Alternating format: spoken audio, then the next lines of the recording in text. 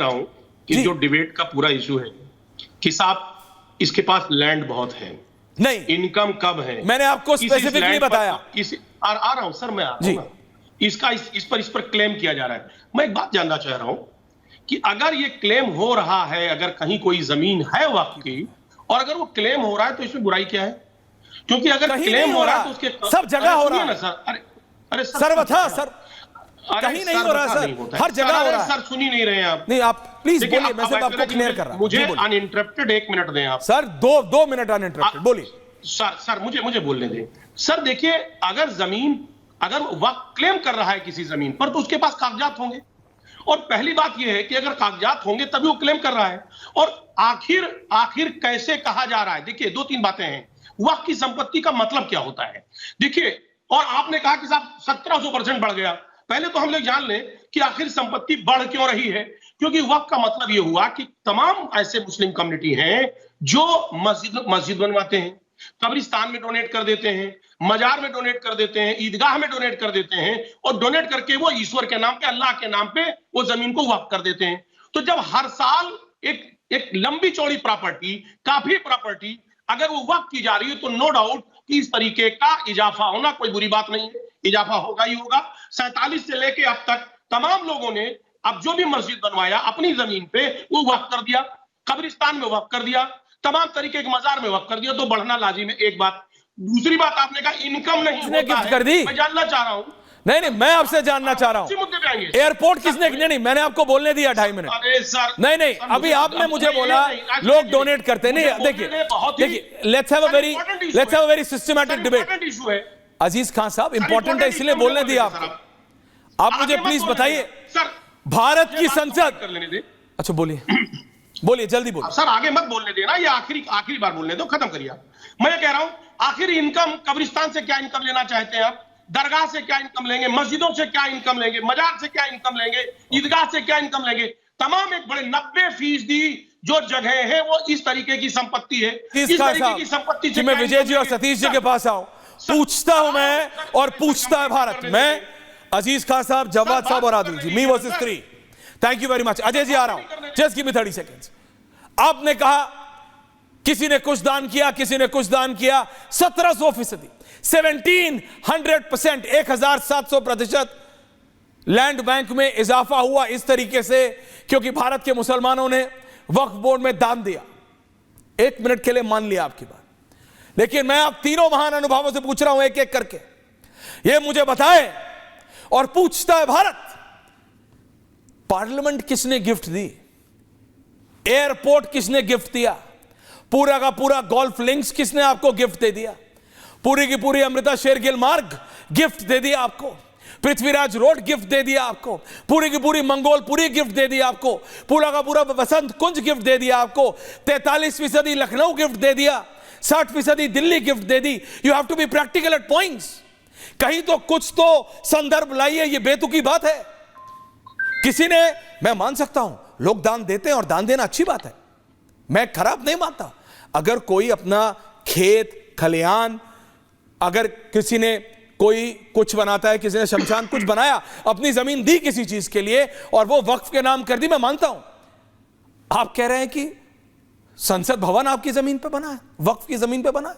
आप कह रहे हैं कि पूरा का पूरा बसंत विहार आपकी जमीन पे बना है, पूरा का पूरा गोल्फ लिंक्स आपकी जमीन पे बना है। कल को आप कहीं पे उंगली रखेंगे, बोले यहां पे वक्फ, ये क्या है? ये कैसे हो सकता है? आप बात तो समझिए। आप बोल रहे हैं पूरे की पूरी मंगोलपुरी गिफ्ट दी हुई है। किसने गिफ्ट दी, कब गिफ्ट दी साहब? जवाद साहब प्लीज बताइए, देखिए प्रैक्टिकल पॉइंट कीजिएगा। Thank you. बिल्कुल जी। देखिए, अभी क्या है, भारतीय जनता पार्टी के प्रवक्ता 56 इंच का झूठ बोल करके चले गए और किसी ने उनको काउंटर नहीं करा। मैं अजय जी को कह रहा हूं, अजय जी ने एक बात कही कि बताइए हम तो इन्हीं की अदालत में जा करके जाएंगे। अरे कौन सी मुसलमानों कोई अदालत भी अब धर्म के आधार पर बांट देंगे आप बताइए। जो ट्रिब्यूनल्स होते हैं उनको कौन देखता है? वो हेल्पिंग हैंड होते हैं कोर्ट के। उनके अंदर जो लोग होते हैं, आलोक जी, जो लोग बैठते हैं, वो लगभग हाई कोर्ट और सुप्रीम कोर्ट के रिटायर्ड जज की कमेटी के अंदर लोग होते हैं जो बैठते हैं और देखते हैं। और बिल्कुल 56 इंची आपने झूठ बोला बिल्कुल साफ तरीके से कि इसको लेकर के कोर्ट भी नहीं जाया जा सकता। अरे बिल्कुल जाया जा सकता है। हाई कोर्ट भी जाया जा सकता है और सुप्रीम कोर्ट भी जाया जा सकता है। नंबर एक बात। अब 56 इंची झूठ के बाद दूसरा सबसे बड़ा झूठ क्या था? अब आप देखिए, अभी आपने कहा कि वक्फ बोर्ड की संपत्ति 1700% बढ़ गई। अरे भाई, वक्फ बोर्ड भी इसी भारत देश का है ना, कहीं वो आपका पसंदीदा पड़ोसी वाले का तो है नहीं जिसको आप बहुत ज्यादा पसंद करते हैं। इसी देश के अंदर कानून है ना, इसी देश की संसद के अंदर लाया गया था ना, या कहीं वही आपकी पड़ोसी मोहब्बत वाले पड़ोसी मुल्क से तो लाया नहीं गया था। यहाँ की जो सरकारें थी वो इसी देश की थी। हमारे जो नेता थे, पूर्व प्रधानमंत्री, मंत्री, सभी लोगों ने मिल करके चर्चा करके लेकर के आए। नहीं, मैं आपसे बस इतना पूछ रहा हूं, आप सचमुच मानते हैं कि पार्लियामेंट वक्फ बोर्ड की जमीन पे है? ये तो दिल्ली का एयरपोर्ट वक्फ बोर्ड की जमीन पे है, पूरा का पूरा वसंत विहार वक्फ बोर्ड की जमीन पे है, पूरी की पूरी मंगोलपुरी वक्फ बोर्ड की जमीन पे है, गोल्फ लिंक्स पूरा वक्फ बोर्ड की जमीन पे है, अमृता शेरगिल मार्ग वक्फ बोर्ड की जमीन पे है, पृथ्वीराज रोड वक्फ बोर्ड की जमीन पे है, पूरा का मतलब आप मुझे आप बताइए तो, सेंट्रल दिल्ली पूरी, बीके दत्त कॉलोनी पूरी, आप मुझे बताइए, आप ये सब कुछ मानते हैं कि ये सब कुछ वक्फ बोर्ड की जमीन पे है? नहीं, वक्फ बोर्ड किसका है? वक्फ बोर्ड का जो चेयरमैन नियुक्त होता है उसको सरकारें नियुक्त करती हैं, वो सरकार के माउथ पीस होते हैं। वो कौन होते हैं? वो सरकारी नहीं होते हैं। वक्फ बोर्ड के जो अधिकारी होते हैं वो भी सरकार के होते हैं, वो सरकारी के होते हैं। दानिश भाई, अजय आलोक जी आ रहा हूं, दानिश भाई, विजय जी, सतीश के सिंह जी आ रहा हूं। I just want to get away with the politicians, फिर मैं आपका ध्यान ले रहा हूं सर, आ रहा हूं प्लीज। हाँ दानिश भाई प्लीज बताइए, आप ये जो सारे मैंने, दानिश भाई विद द ग्राफिक्स, दानिश भाई सचमुच आपको लगता है जहां ये प्लेन उतरते हैं वो सब वक्फ बोर्ड है? संसद वक्फ बोर्ड की जमीन पे कुछ नहीं है। 60% दिल्ली, 43% लखनऊ, सब वक्फ बोर्ड है। दानिश कुरैशी जी, ओनली दानिश भाई जी। देखिए, मैं आपको सबसे पहले एक बात बताऊं कि जो वक्त कुछ भी क्लेम करना क्या कानूनन गैर कानूनी है, गैर जायज है?